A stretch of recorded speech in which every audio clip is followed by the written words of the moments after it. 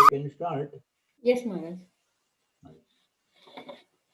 The opening prayer for today is on page 104 of Universal Prayers. The top of that page, 104. This is from the Bhagavatam, Bhagavata Mahapranam. So let us chant. Om Yam Brahma Varunendra Rudramarutas Tunvanti Divyaistavaihi Vedais Sangapadakramopaniషadair Gayanti Yam Samagaha Dhyanavastita Tadgatena Manasa Pashyanti Yam Yogino Yasyantam Navidusura Suragana Devaya Tasmai Namaha. Om Shanti Shanti Shanti. Salutations to that effulgent being whom Brahma and other gods praise with divine hymns, by whom the singers of the Sama glorify by the Vedas and their auxiliaries, repeating the words in a particular order along with the Upanishads, whom the yogins realize through deep meditation with their minds wholly absorbed in him, and whose extent neither the gods nor the demons know.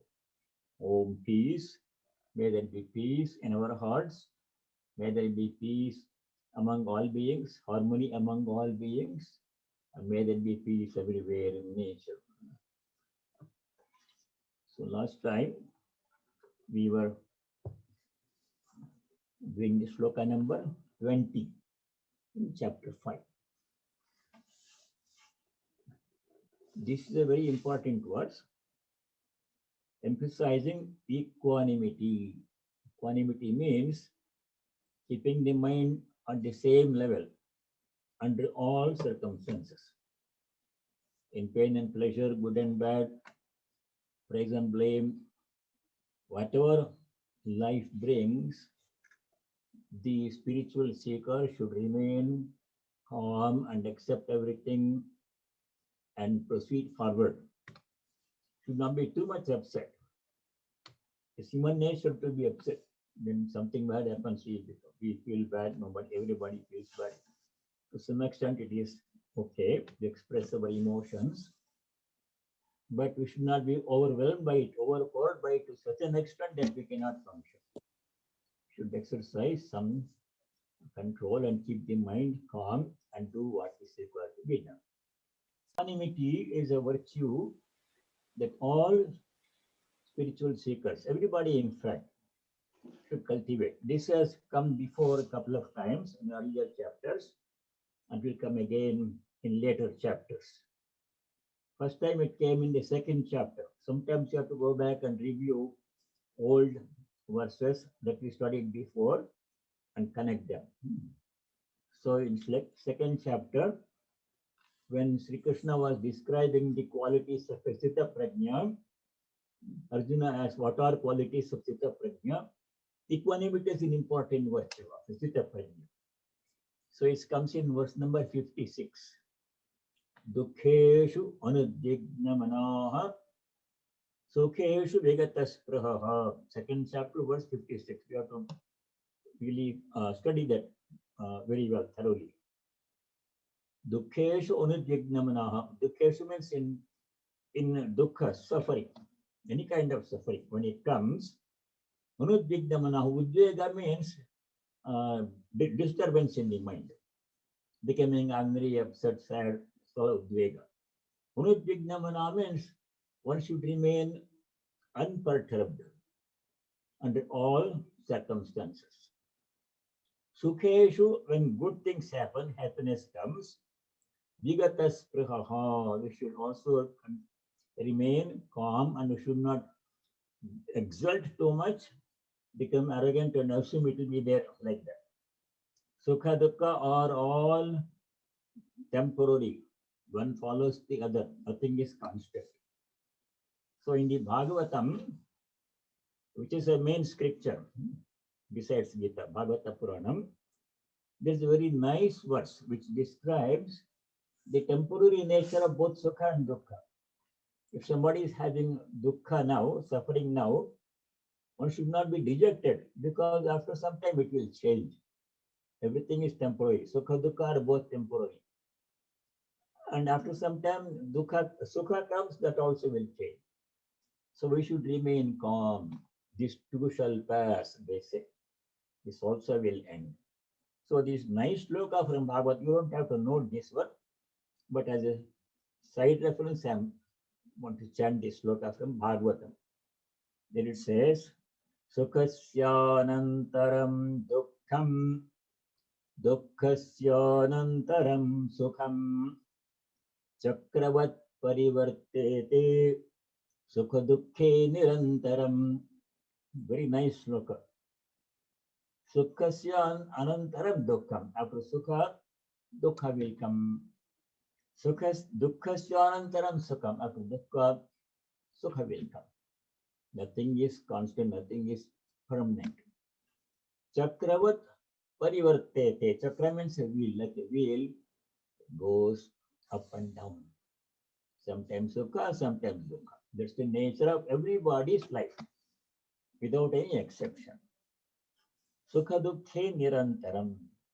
They are all changing constantly. Therefore, a spiritual seeker should remain calm under all circumstances, and one should not exult too much when something good happens, and one should not become too much upset when something bad happens. That is sloka number 20. Na praharishet priyam prapya. Priya means pleasant, something good.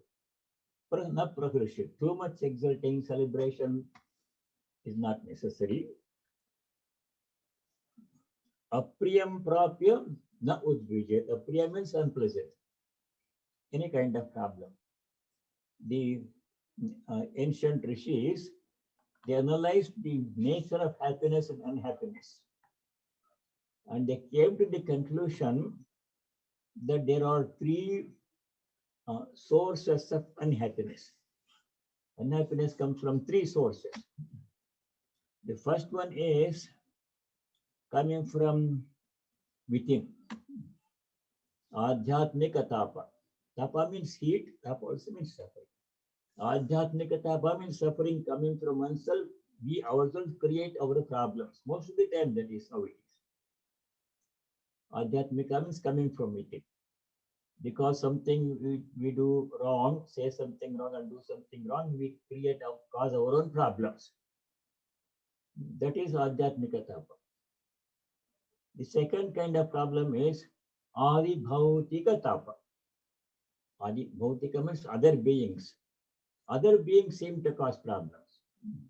Other beings can be animals, plants also. Animals come in rural areas, in farming communities, especially in India. All the tigers and elephants, they come, tigers take away the cattle, elephants destroy the crops, all snakes, all those things. All the animals can create problems. Other people can create problems. That is that kind of suffering that seems to come from other outside sources is called Adi Bhautika tapa. Adhyatmika Adi Bhautika. Then there's a third kind of problem coming from nature. Nobody causes them. Natural calamities such as earthquake, lightning, or too much rain, washing away all the crops, or no rain, very little rain, causing drought, or severe winter, as it is happening now in some parts of this country. In Houston, Texas, they don't have any power, no water supply, no power, nothing. No heat. Like that, these are natural calamities. Nobody causes them. Forest fires, all these things. Volcanic eruptions, like these are called Adi Daivika tapa. Adhyatmika, caused by oneself. Adi Bhautika, caused by other beings. Adi Daivika, and natural calamities. So all these things afflict human beings. Animals and plants also are subject to suffering like this. So apriyam prapya na udvijet. First line, Shloka 20. Priyam Prapya, when any kind of these three kind of suffering comes, now udvijayat, one should remain as calm as possible and do what is necessary. If you become too much upset, that hampers our response. We will not be able to respond to the situation calmly, creatively. We end up responding to it in a wrong manner, making it worse. So try to remain calm as much as possible. That is the message here. Sthira buddhihi. Sthira buddhi means a person who remains firm, whose mind remains firm, not wavering too much. Sthira buddhihi. Asammudaha. Asammuda means a person who has wisdom, who can think deeply and take proper decisions. Asammudaha, a wise person, undiluted, steady intellect, undiluted person. Brahmavid, one who knows Brahman. In the Upanishad it says, when they say know or knowledge, it is not theoretical knowledge, not intellectual knowledge, it is experience. If you say a person knows Brahman, some person knows Brahman, that means he is experiencing that he is Brahman. In the Upanishad it says, Brahmavid Brahma eva bhavati. Knower of Brahman becomes Brahman. Otherwise, reading a book and say I'm Brahman, that is not knowledge, that is intellectual knowledge. It doesn't do anything, it does not change anything. Brahmavid on supreme experience, his divine nature experience. Such a person, Brahmavid, Brahmani sthitaha, established in Brahman. Such a person has this kind of equanimity. No matter what happens, they don't get disturbed. Swamiji says in the famous Song of Sanyasa in one stanza, he then no more how body lives or goes, its task is done. Let karma float it down. Let one put garlands on, another kick this frame. Say not, no praise or blame can be, for praise or praised and blame or blamed are one. Somebody praises us, then we should not become too much elated. Next day, same people will criticize us, same person will criticize us. Somebody blames us, we should not be upset. Praise or praised are one. All. So that is the steadiness, that is the equanimity, calmness under all circumstances. It is very difficult. Difficult to do that in practice. When something bad happens, we tend to get upset. So every day life provides opportunity for us to practice equanimity.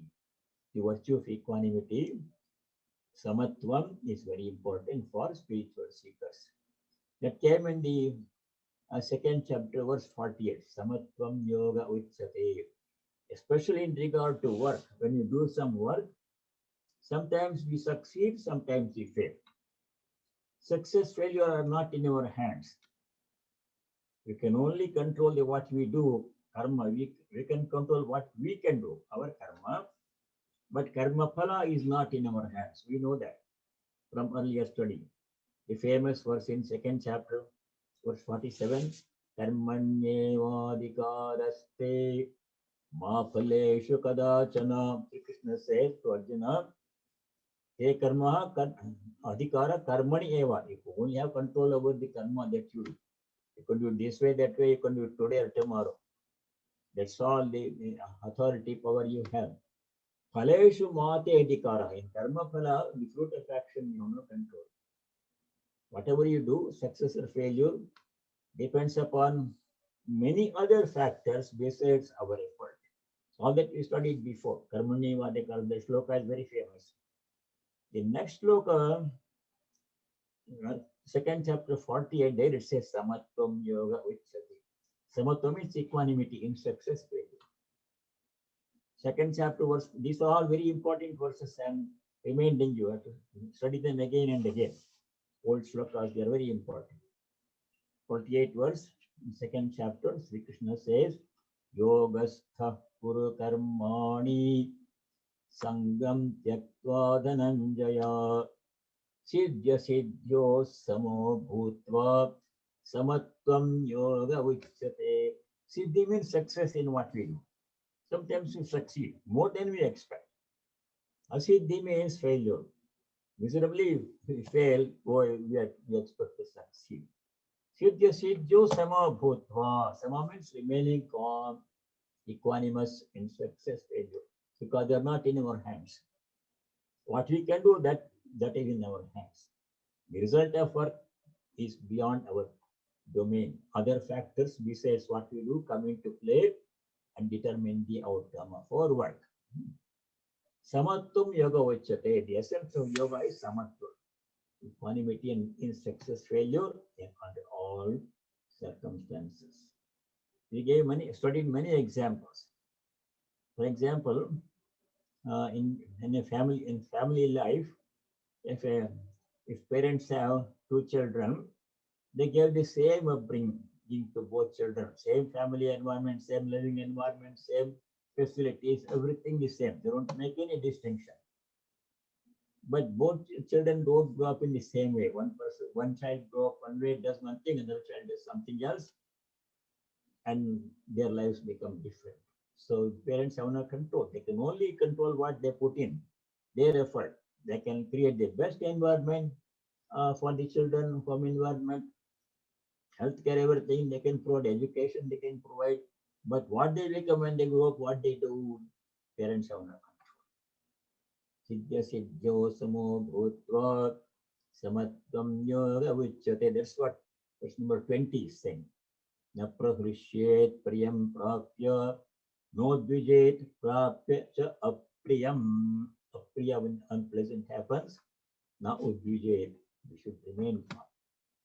So that is virtue of equanimity. Now we go to another very important verse. This also has come before. Where is the source of happiness? Generally, people seek happiness in the outside objects and experiences. Bhya sparsha. We seek happiness in material possessions, property, money, good health, and good facilities, good family life, good work environment, success. In all these things, we seek happiness. But Sri Krishna, Bhagavad Gita says, Vedanta says, that is not where you can find happiness.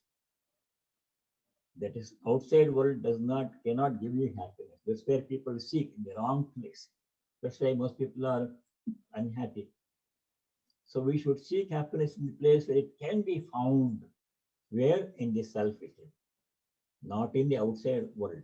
That's a very important idea that again comes in again and again in Vedanta. Where do we seek happiness? Not in the outside world, not in property, not in possession, not in family life, not in children, not in grandchildren, not in good position, power. None of them can bring happiness. They seem to. That's not where you can find it. The only place where you can find true happiness, unconditional happiness, eternal happiness, infinite happiness is within ourselves.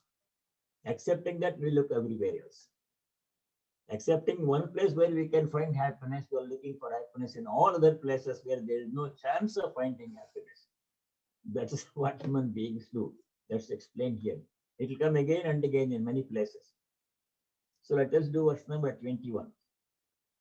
Bhakhyas parsheshvasatma vindatyatmani yat sukham sabrahma yoga yuktatma sukhamakshayamashnute.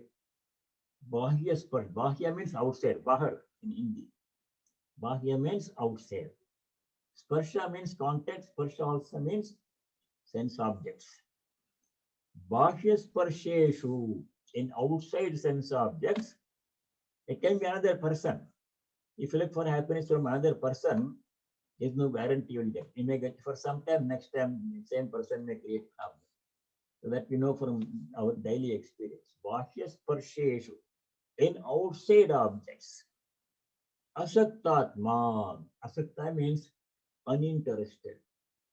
A yogi not interested in looking for happiness in outside sense objects. Such a person, where does he or she seek happiness? Atmani yat sukham vindati. Atmani means in the Atman within. Satchidananda is the source of happiness. That is within us. That's the only source of happiness. Outside world, outside objects, other people, money, beauty, health, nothing can give us lasting happiness. For some time they give pleasure. It's temporary, conditional. That will come in the next verse. The temporary, conditional nature of worldly happiness is described in the sloka number 22.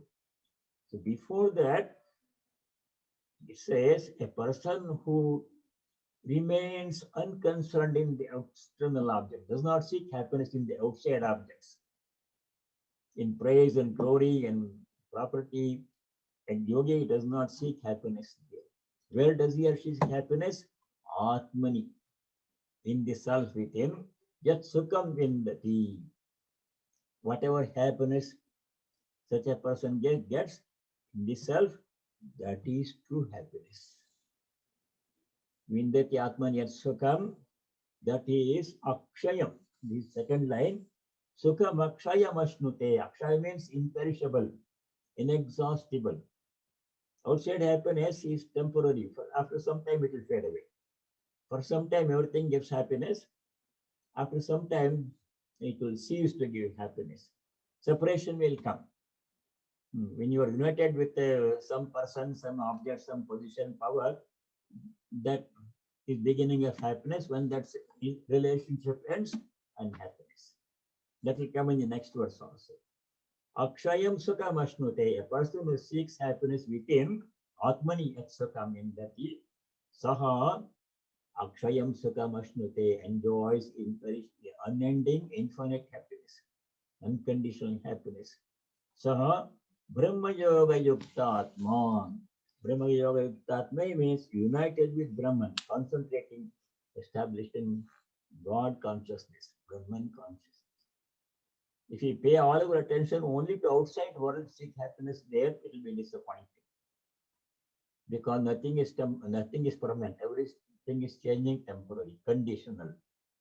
The only place where we can find lasting, unconditional, eternal happiness is a self within, regardless of anything else, unconditional. Even if the body is in very poor condition, a yogi may be very sick, body may be very sick, as in the case of Swami Turiyanandaji, severe health problems, but he was established in the joy of this self, because he was not looking for happiness in the body, in good health and beauty, he had happiness from the self within. That is where true happiness can be found. Lasting, unconditional, eternal happiness can be found only in the Atman. Atmani yat sukham vindati, akshayam sukham ashnute, enjoys eternal, imperishable, infinite joy. Ananda, it's called Ananda. Sukha means outside worldly happiness, temporary. Ananda means eternal bliss coming from the self. Yogis are established. That's why very great Mahatma, they don't have any outside source of happiness. They don't have money, property, etc. How much money Sri Ramakrishna had, they could never even touch money. He didn't have any property, only a few clothes. He used to live in the temple corner room in the Dakshineswara Kali temple. No property, nothing. Was he unhappy? Every day was going into samadhi. Inexpressible happiness that the body could not even contain, it would freeze. Their happiness comes from within, not from outside sources. They don't depend upon praise, other people praising them for happiness. One day Sri Ramakrishna went to somebody's house for satsang, and somebody told him that there was a negative article about him in the newspaper. Somebody wrote something against Sri Ramakrishna. Somebody told him that. He was not reading newspapers. He said, don't even mention it to me. It didn't bother him at all.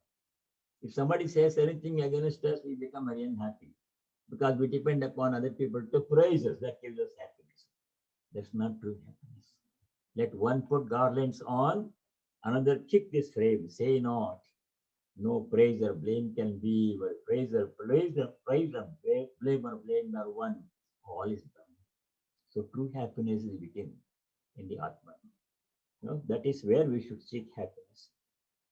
Then we go to 22 is a key verse. Verse number 22 is very important verse.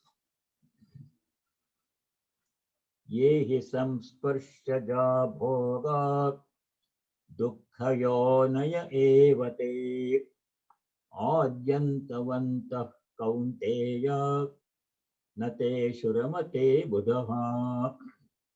Very nice verse, very important verse. Bhoga means enjoyment coming from outside sense objects. Ye samsparshaja bhoga. Sparsha means contact. Samsparshaja bhoga means pleasure coming from contact with outside sense objects. That outside sense object can be money, property, gold, ornament, or a house, or a position, or a child, or another person giving happiness. That kind of happiness, samsparshaja bhoga, coming from outside sense objects, including other people.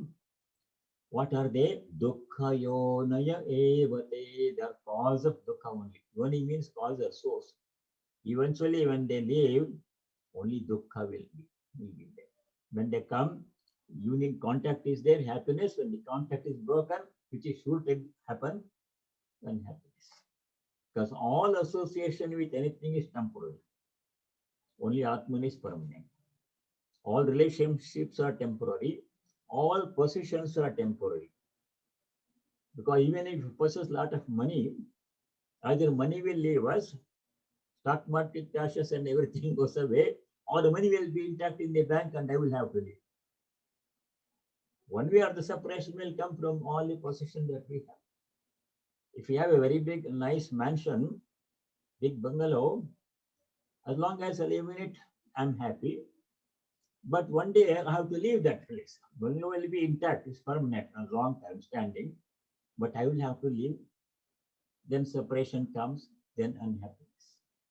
That is the nature of all samsparshaja bhoga, worldly happiness coming from outside sense objects. Same thing in relationships. When two people fall in love, they say, I love you, I love you. And they are so much in love with each other. They always try to be together. They find happiness in each other. But after some time, what happens? Some disagreement comes and the same people will try to separate. Or both of them may continue to be in love, and then they will become old and one of them will die, and then the other person who remains survives, and separation will come. No relationship is permanent with other people, animals, plants, or possessions, or whatever. No association is, no relationship is permanent. That we have to understand. If you depend upon some other object or person for happiness, that happiness is going to be temporary because separation will come sooner or later. I will have to leave, or that will be. So that is Adyantavantaha, second line, 22, verse 22. Adyantavantaha is a beginning, it has a beginning and an end. Adi means beginning, Anta means end. All relationships with property or other people have a beginning and an end. When you are born, there was nothing else with us. You were alone. All relations will start after you are born at some point in our life. That is beginning. Anta means at some time or other, separation will come. So therefore, nothing is permanent. The happiness coming from outside objects, people, persons, is temporary. Adyantavantaha. Therefore, nateshu ramate buddha. Buddha means a buddhiman, an intelligent person, wise person. Teshu means bhogeshu. In these outside enjoyments, naramate does not take any delight. They seek happiness where it can be found within the self, it is Atman, not in the outside world. So, what do we do? Shall we send all this? Shall we give up everything? Don't have any family, don't have any job, no, don't have any children. Should we do like that? No, keep everything. But know that it is temporary. When the separation comes, be prepared for that. You don't have to live under a tree. We can have family, we can have children, we can have grandchildren, we can have good position, power, money, everything we can have, but we have to know that this is all temporary. Be prepared for the separation. When a separation comes, you are prepared and you didn't bother it too much. I knew it was going to leave me someday. That realization should be there. Then you are okay. See, Swami Vivekananda said, you don't have to give up everything and remain indigent. He says, make as much money as you want, but by dharmic means. Swamiji said, money is not bad in good hands. He said, a householder who does not make money is being immoral. It's his duty to make money, householders. They have to have a good job, earn enough money, maybe more, use it for charity, for dharmic purposes, but make money through dharmic means. Use it for dharmic purposes. Then the money is not a problem. No attachment. You know that separation will come. The money and you will be separated sooner or later. Or money will be intact in bank and I have to leave, or money may leave me. One year other separation come, I am prepared for that one. So money is not bad in good hands. Possession is not bad. Attachment is the worst thing. If we become attached to our possessions, property, money, relationships, assume it will be there forever, that is the cause of problem. We have to know beginning that everything is temporary. Nothing is permanent. Adyantavantaha. Therefore, natesha ramate vadaha. You can have everything, but we don't become attached. Don't depend on them. Don't assume they'll be there with you for all time. They will not be there. So everything is temporary in nature.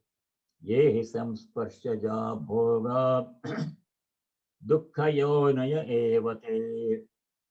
Dukkha means when separation comes, we feel very unhappy, very sad if we become attached to them. That is why, go back to Nachiketa story, very important story. We should periodically remember Nachiketa. Periodically, we should remember Nachiketa. What did he do? When Yama offered him all those things, the large kingdom, the queen, chariots, horses, dance and music and everything, property, long life to enjoy all these things, Nachiketa said, no for me, no sir. These are all temporary. Nachiketa's answer in Kathopanishad when he was offered all these things is very famous. We have to go over it again and again and again to develop detachment to all these things. Nachiketa says, it's all temporary. Shobhava martyasya edantaketat. Antaka means so yama, we have a lot of death. Shobhava, they are there today, tomorrow they are not there. Shobha means tomorrow. Temporary. Everything will leave us, or we have to leave everything. One way or other, separation will come. Sarvendriyanam jarayanti tejaha. All these physical pleasures, all the physical pleasure that we enjoy, they will deplete the ability of sense organs to enjoy in age. Sarvendriyanam jarayanti tejaha. After some time, when the body becomes a little bit old, all the pleasures are there. Money is there, property is there, food is there, dress is there, car is there, but the person loses the ability to enjoy. Body problems will come, sickness will come, we can't enjoy anything. Everything is there. Sarvendriyanam, that Nachiketa knew, a young boy, he knew all these things. How much wisdom, courage he had. Sarvendriyanam jaranti tejaha. Therefore, we should not become attached to all the power. We can have all the possessions, we can have family, children, everything, but no attachment, no assumption will be there forever. We should be ready for separation. Sooner or later, separation will come. Either I have to leave, they'll be there, or they will leave me one by one or all together. For that, I have to be ready. That is what he says, Adyantavantaha. Buddha teshu naramate. Wise person does not become attached to them, does not seek them, does not hanker for them. If it is there, happy, enjoy. If it is not there, fine. The detachment must be there. Ye samsparshaja bhoga dukkha yonaya evate. Cause of dukkha only when the separation comes. Adhyantavantah kaunteya ateshu ramate buddha. You can have everything, but no attachment. Ready for separation anytime. I knew that you will be separated. That preparedness must be. Then the next verse is very important. These three verses in a row, they contain very important key messages. We'll summarize them again after we finish the chapter. Highlight these three verses. We'll come back to this later. 23rd verse is again controlling our urges. Kama, Krodha, two common things. Most common things. Everybody has this problem to less or more extent. Controlling them all our lives. That is in verse 20. Shaknoti haiva yasodham praksharira vimokshanot kama krodhodbhavam vegam sayuktasya sukhi naraha. Shaknoti haiva yasodham praksharira vimokshanot kama krodhodbhavam vegam sayuktasya sukhi naraha. Shaknoti means one is able to control. Sodham means to bear. One who is able to bear what? Kama krodha, lust, desire, and anger. Vegam means the wave of kama and krodha. It comes in a huge wave, onslaught on the mind. Kama krodhodbhavam vegam, a huge urge of kama or krodha comes and disturbs the mind, disturbs our calmness. Who can control the onslaught of kama and krodha? Kama krodhodbhavam vegam yaha sodam shaknoti. Sodam means to control. Shaknoti is able to control the vegam, the onslaught of kama, krodha, lust and anger, and other things too. But these are the greatest enemies. Other things like jealousy, sadness, they also are problems. But these two are the most difficult ones to handle. Kama, krodha, bhavam, vegam, sodam, to bear, to control. Ya shaknoti, one who is able to control. Saha, such a person, yuktaha is a yogi. Sa sukhi is a happy person. Sa naraha, nara means a human being. A human being who can control the onslaught of kama and krodha, lust and anger, and other things too, like that. Saha, he is a happy person, he is a yogi. When this has to be done, all our lives. It says, Prak Sharira Vimokshana. Prak means before. Vimokshana. Vimokshana means releasing. Sharira. Releasing, but it means until the moment of death comes, we should be able to control this. Before the death comes, not at some other later next birth. A person strong enough to resist in this world, ji.He, here means in this life, now, here and now, not in some other future time. ji.He, praksharira vimokshana, before the fall of the body, death, before death. Now, not in the future. One who can control the onslaught of kama, krodha, even here in this life, in the present moment, not in future. Sa, such a person, yuktaha is a yogi. Saha sukhi, saha naraha sukhi is a happy person. True happiness means calmness of mind. Prasada. Prasade sarvadukhanam anirasyopajáyate. That is our second chapter. Sutta Prajna Lakshana. I'll read the translation. A person strong enough to resist in this world before the fall of the body, praksharira vimokshana, the urge of lust and anger, he is a yogi, he is happy. So we have to control these two urges, other urges too. That is the essence of self-effort spiritual practice. Every moment you have to watch over the mind. The moment it becomes restless, anger or wave of lust comes, then you have to do something what is the best thing to do when anger comes or when lust comes? Then we have to remember our mantra. Swami Adbhutananda, that Maharaj, somebody asked him, what should we do when a wave of desire, lust comes? He said, repeat your mantra. And he said, keep a picture of your Ishta Devata, your Ishta Devata, maybe Rama, Krishna, Ramakrishna, Shiva, whatever. Keep it with you, and when disturbance comes, look at it and repeat the mantra. Then the mind will become calm. So we have to find. We have to remain calm. No matter what is the provocation or temptation, provocation to become anger, temptation to for desire, to enjoyment, no matter what, I should remember the goal of life. I should remain calm. Does not mean we should not enjoy. We can enjoy, but not become angry or have lust. So there is place for enjoyment. There are 4 purusharthas: dharma, artha, kama, moksha. Kama is one of the purusharthas for householders. Householder stage is a stage when people can enjoy the pleasures of life subject to dharma. Dharma aviruddha kama. 7th chapter we will study that later. Not opposed to dharma. In a dharmic way, you can enjoy. Within the bounds of dharma, not transgressing dharma, enjoyment is permissible.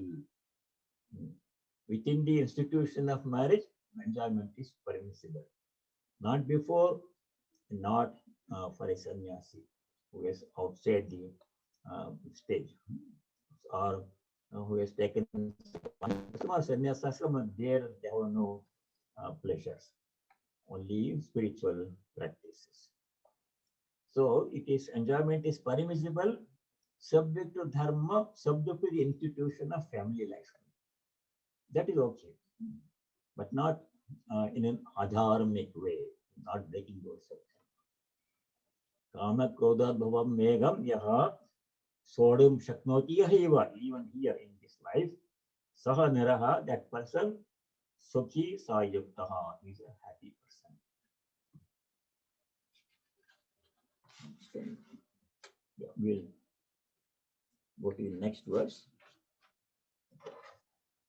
This continuation, a person who seeks happiness within is a true happy person. A person who seeks happiness outside, his happiness is temporarily conditional, and eventually it will become only end up in disillusionment. That is explained in verse number 24. Yontas sukhantara tathantar jyotirevayaha sayogi brahma nirvanam brahma bhutodhigacchati. The word brahma nirvanam comes in the 3 shlokas, this 24, 25, 26. We'll understand that one. Yaha antasukha. Antasukha means who finds happiness within, antar. Andar. In Hindi it's andar, antasukha. With the joy within, with happiness within, coming from within, not from outside subjects and relationships. Antararamaha, who is sporting within the self, finds joy in the self. Antarjyotihi, whose intelligence comes from within, light comes from within. Jyoti means light. Antarjyotihi, saha yogi, such a yogi, Brahma Nirvanam Adhigacchati. Brahma Nirvana means moksha. In 3 consecutive shlokas, Brahma Nirvanam comes, means Brahma Nirvana means moksha, liberation. Shankara translates Brahma Nirvana as moksha. Such a person who finds happiness within, disregarding temporary pleasures offered by the world, conditional pleasures offered by the world, finds joy within, experiences the divine nature, he achieves liberation. Liberation means cessation from transmigratory life. Cessation means stopping the cycle of birth and death. In the 13th chapter, we'll see how birth, death, all these things cause a lot of problems.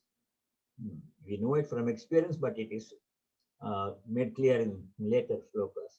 Birth itself is very painful. Death is even more painful. In between birth and death, lot of misery will come. That's the fate of all living beings. Animals also go through the same problems. So if you want to stop this cycle of birth and death, then you have to seek the joy of the self. We have to seek knowledge of the self, experience of the self. That way we can find liberation. Otherwise, we'll continue this cycle. If you don't want to be reborn, we have to do all these things. If you want to be reborn, there's nothing to be done. We'll be reborn. If you want to have another birth and go through the same experiences, then it is open. Nothing special need be done. It will happen. But if you want to not be reborn, be united with the divine, want to be liberated, then we have to do spiritual practice. Anta sukha, antararama, antarjyoti, with joy within, sporting within, and likewise with the light of the divine coming from within, the yogi becomes Brahman, Brahma bhuto digacchati, becomes one with Brahman. You are already one with Brahman, but you are not experiencing that unity. You are experiencing separation from God. You are experiencing only body, mind. I am separate, God is separate. That's where we are right now. But when the enlightenment comes, this ignorance will go away and our divine nature will be experienced. Brahma nirvana adhigacchati. Yogin becomes one with Brahman and wins peace of Brahman, achieves, experience liberation from the cycle of birth and death. Then next verse, again same theme, continuation. Labante Brahma nirvanam rishaya kshina kalmashaha chinnadvaidhayatatmanaha sarva bhuta hiterataha. Brahma nirvana means moksha. Same word came in the earlier sloka. Brahma nirvanam labhante, they achieve liberation. Who achieves liberation? Kshina kalmashaha, those whose sins have been washed away, whose impurities of the mind have been cleared away. How? By virtue of austerity, spiritual practice. Simplest way to purify the mind, make it from kama, krodha, lobha, etc., is to constantly remember God, repeat God's name. Anybody? It's open to everybody. Holy Mother and again emphasizes in her teaching, do japa, do japa, do japa. By doing japa, mind becomes calm and pure. That's the simplest way. Anybody can do it, but it has to be done consistently. She gave mantra diksha to one Swami who became known as Swami Atulananda. He was a Dutch person. Swami Atulananda was a Dutch person in New York, and he met Swami Turiyananda. When Swami Turiyananda was in this country, he became a disciple, but he got mantra diksha from Holy Mother. He went to India and got diksha. Holy Mother gave this, he was known as Gurudas Maharaj, as a brahmachari, Gurudas Maharaj. Sanyasa name was Swami Atulananda, Dutch person. Holy Mother gave him mantra diksha. When she gave him mantra diksha, she gave this instruction.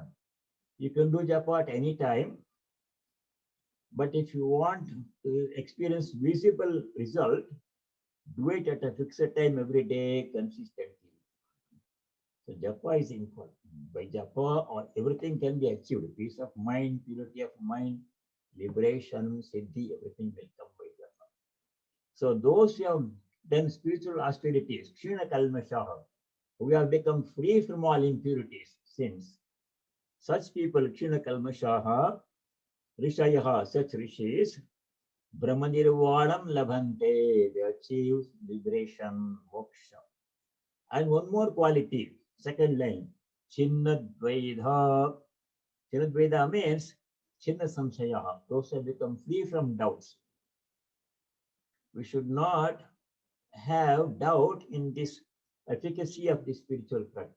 In the words of the teacher, in the words of the Shastras, Shastrasya Guruvakyasya Satyabudhyavadharanam.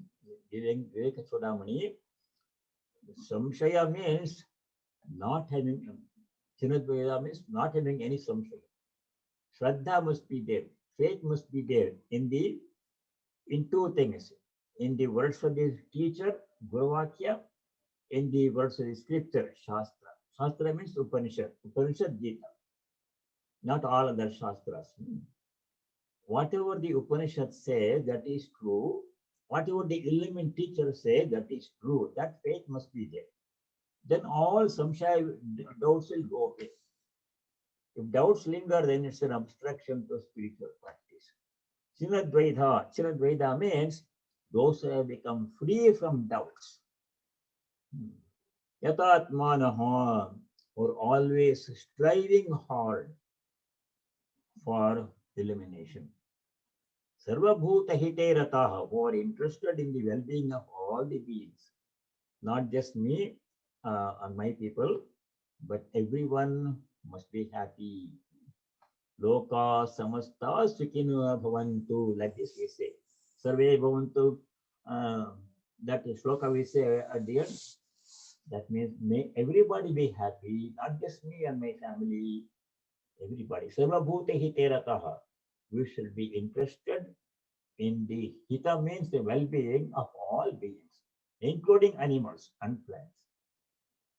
We don't want to cause any suffering, to the least amount of suffering to any living being or inanimate objects too. Even inanimate objects, we have to be gentle when dealing with them. Sarvabhuta hite rataha. That means ahimsaka, not causing any violence or injury to any being at any level by thought, word, and speech.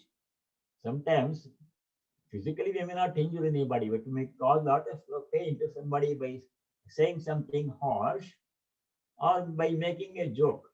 Unintentionally, we create embarrassment, pain to somebody.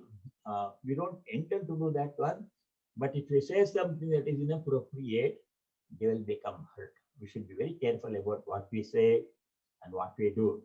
Make sure it does not cause any problem, inconvenience, or offense to anybody, people or animals.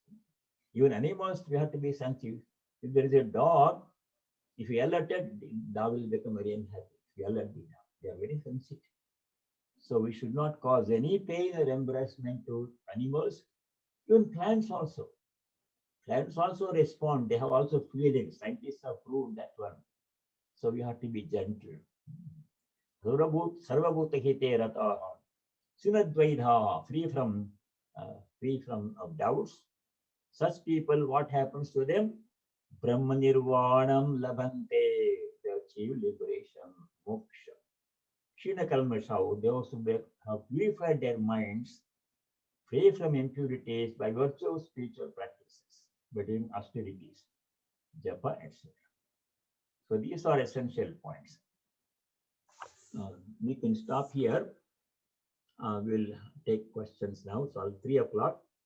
We don't do any more new shlokas, but you will can have some time for questions.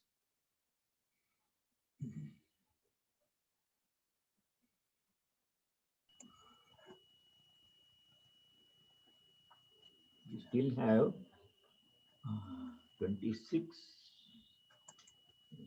28, 29, 30. No, 20. Namaskaram, Swamiji. Yes. No matter how much religious practice we do, how much we study and all that, still we have expectations that someone is nice to you or not nice to you and all that. I know you have to keep on practicing spirituality to get over that. Is there a faster, easier way to not let things affect you? There is no shortcut. This is a I mean, lifelong effort. Some people achieve calmness after some time. And they are not disturbed by anything, no matter what people say, what happens, they achieve calmness. But that is rare. It's a lifelong practice. As long as we live, so long we have to strive for peace and calmness, devotion and detachment. you suggested every time there's a problem, look at Swami's photo and go back to that's a way to control the mind. So Repeat the mantra, look at the photo, repeat the mantra. it's not easy, Divert but the mind, uh, divert the mind from whatever is distracting it. thank you, Swamiji.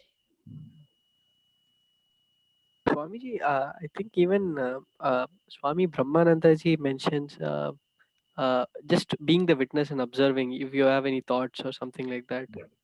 That's another way. To whom these thoughts are occurring. We don't own the thought. You have become the observer, then becomes something that you have become separate outside of me. Then I'm not affected. I'm not angry. But anger is in my mind and I'm observing it as an observer. But I'm not subject to anger myself. I'm free from it. It becomes an object separate from me. That's another way. Objectify everything and you are separate. You are the subject. You are not subject to any anger or any kind of problem. It happens in the mind. And you are the master of the mind. You separate yourself from the experience, from the thought, from the anger or whatever, and then you become free. Whatever works. Swamiji also suggested that method of observing your thoughts and being separate from that one. If you ride on the thought, then it will own you. Then you will take you everywhere. I mean, the relatives come back and keep reminding you of things that you want to move on. So there's no way to completely cut off from people. At the same time, they keep reminding you. So We cannot completely cut off relationships. I mean, you have to cannot stop any work we have to do. So work will be there, relationships will be there, people will be there. We can't remove anything permanently, but we can remain unaffected no matter what happens. That ability to remain unaffected regardless of what is happening, that is difficult, that we have to do that.